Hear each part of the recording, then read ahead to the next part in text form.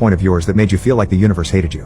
I seriously considered shooting up the funeral home. My ex-wife, Melissa, and I signed for divorce. She was keeping our 2 kids in the house with her while I was staying at a motel down the road. 2 weeks later, her mother died. Normally, that would be a small victory for someone in my position. Any and all pain to the person that was actively ruining my life and taking everything I cared about was welcome by me. However, I happened to actually like Melissa's mother. At various times throughout our loveless marriage I would have preferred to have been spending time with her instead of Melissa. Her mother was problematic, but in an endearing way. She actually communicated with me without holding back any pertinent information about important things. Above all else, and jokes aside, she was a magnificent woman and friend, and an even better grandmother to my kids. So when I got the news, I was devastated. Yet another reason to cry myself to sleep at night. There was no question as to whether or not I was going. I could not go. I read on the invitation that there was going to be a dress code. The whole funeral had a color theme.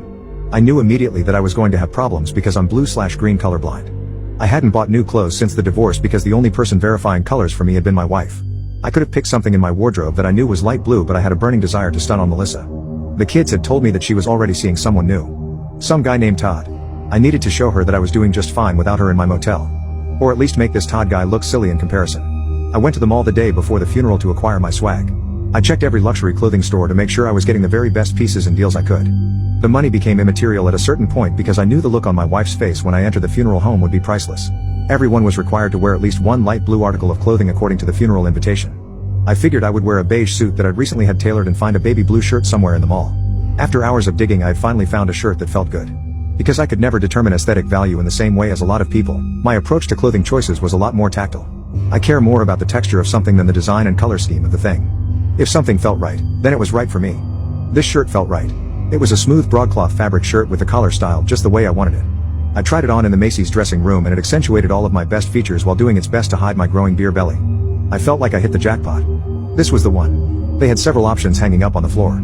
I was praying that one of them was blue. I searched for anyone that could tell me what color the shirt I was holding was. I was having a really difficult time with this shirt because it was fairly desaturated as well. I found a woman who looked like she wasn't in too big a hurry and asked her what color the shirt was. She didn't hesitate to tell me blue in a sweet southern accent.